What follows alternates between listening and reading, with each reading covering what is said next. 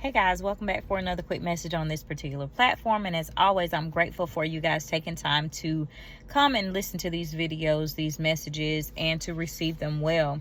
And as always, I encourage you to take it back to our Father in heaven for him to give you specifically what it is that he desires to give you out of this message. And so we'll start with our verse, which is none other than Psalm 6:9, which reads, "The Lord has heard my plea.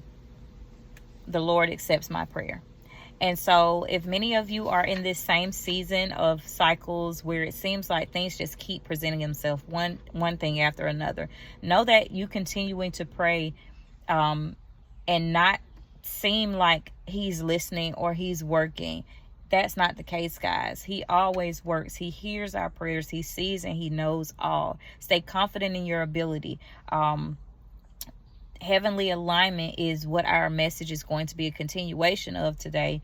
And the key components are that which was mentioned in the previous video, which are your heavenly alignment with your words requires freedom. It requires the Red Sea to be departed. It requires you to praise and not complain. It requires victory, not defeat. It requires confidence and not doubt. It requires courage and not fear. And so with all of those components, I broke those down in the previous message. So please take time to go back and watch that video as it's an intro to this one.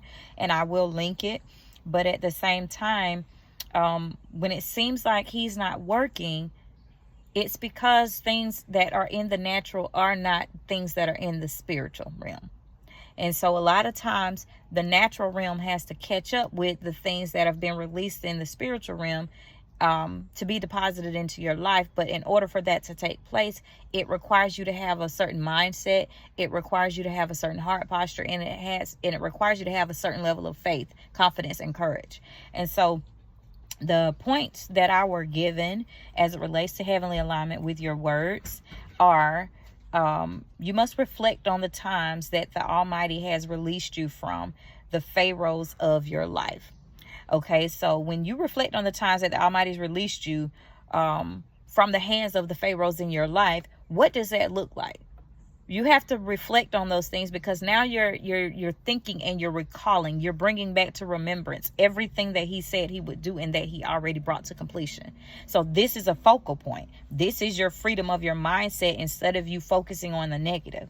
And then you're going to recall the things which were possible with only his hands, his commands, his removal of certain things in your life, the things that only he could have removed, the things that he could have only